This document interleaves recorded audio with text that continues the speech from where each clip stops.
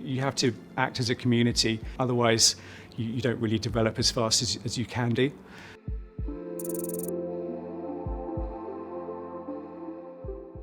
I'm Peter Starnes. I'm a digital delivery lead for Mott MacDonald. At Mott MacDonald, we see information management as a discipline in its own right.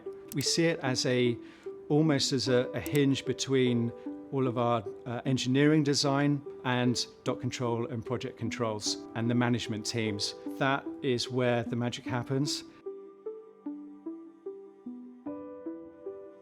We have a lot of stakeholders on the projects. They need to be able to consume the information differently. They have different needs and different engineering skills. So our engineering designers need to see one thing, the people that are approving designs and the client need to see something else.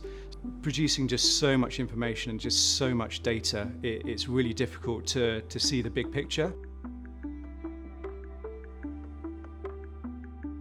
Having granular data and that connected data will just allow us to get that information or the specific information that's needed by individual teams to them on a much faster basis and deliver it in different formats. So, we're taking information that's being saved and stored and looked at in ACC.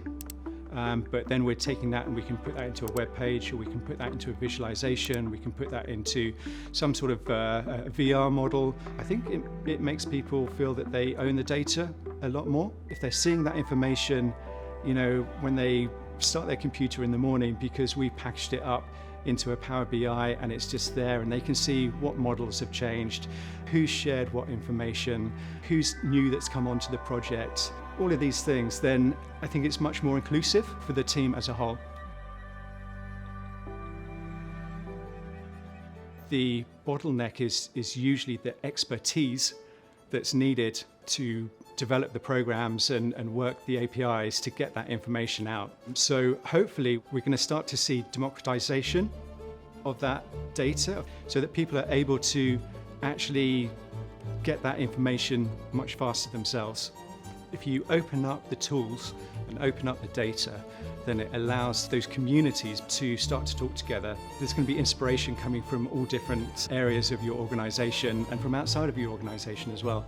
If you've just got one person, looking at a problem, you're going to have maybe one solution. But if you've got 100 people looking at it, then not only do you get the one solution, you get all these other little spurs that come off and oh, we haven't thought about that, we could do that and we can do that, and suddenly it just expands and grows, and it's fantastic.